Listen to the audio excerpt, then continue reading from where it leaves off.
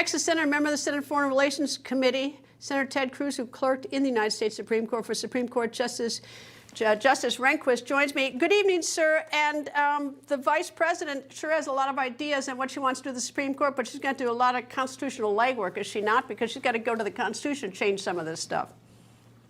Well, listen, Kamala Harris embodies the radical left wing of the Democrat Party, and sadly, that is where Democrats are in the Senate. What's terrifying, if you look at the Senate right now, the Democrats have a 51-49 majority. They are one vote away from having the votes to pack the U.S. Supreme Court, from having the votes to expand the number of justices from 9 to 13 to add 4 radical left-wing justices. And I say that because to do so, they would have to end the filibuster. When they tried to end the filibuster, they had 2 no votes. Those 2 no votes, 2 Democrats, Joe Manchin and Kyrsten Sinema, are both leaving the Senate. That means all they need is 1 more vote. If they get to 50-50 with a Democrat vice president as the tiebreaker, they have the votes to end the filibuster. And if they do that, they will pack the Supreme Court. And to pack the Supreme Court does not take a constitutional amendment. It can be done so purely by statute. The Constitution does not specify how many members are on the Supreme Court. Congress over the years has altered that multiple times by statute. If Democrats win in November and if they gain 1 seat in the Senate, they will pack this court, and they want to destroy the court because it is the one branch of government that is daring to stand up for the rule of law and the Constitution against their radical agenda.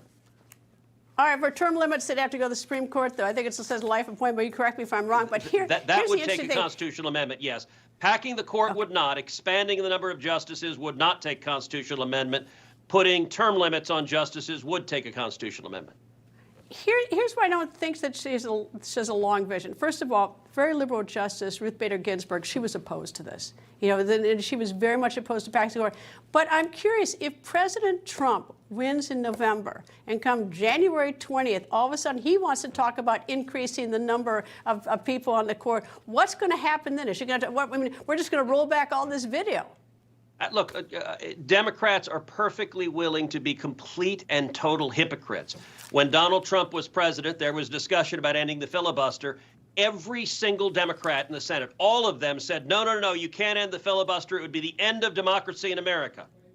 As soon as Joe Biden became president, virtually every one of them flipped on a dime. They said, we want to end the filibuster right now. Out of the 51, only 2 dared stand up and say no. 49 of them said, never mind. Never mind what we said. Now we want to end the filibuster. And by the way, all 49 of them will flip immediately if there's a Republican majority and a Republican president. And so, you know, it really is, I think, sad that we have seen the Democrat Party get radicalized. And you and I have talked about this before. I think Donald Trump broke their brains. And I don't think it's good for our country not to have 2 healthy, rational political parties engaged in discourse. I think the Democrat Party has gotten really, really extreme, and I think Kamala Harris embodies that. All right, are you at all suspicious? I must admit I am. It's, of course, you know, there's so many things going on right now. But the House asked for a transcript of the ghostwriter for President Biden, and it couldn't be found. President Biden jumps out of the race on Sunday, and now suddenly that transcript can be found. Look, you know, at some point we just have way too many coincidences. Look, Greta, I actually tweeted about this morning. So the story that's been reported is that DOJ suddenly, quote, discovered, and that's the word they used, discovered the transcript. And magically they discovered it 48 hours after Joe Biden announces that he's out of the race. You know, Merrick Garland spent 24 years as a federal judge. And when he was a judge, he actually had a reputation for being relatively non-political and nonpartisan. He has utterly destroyed that reputation. Merrick Garland has presided over the most political and partisan Department of Justice in our nation's history.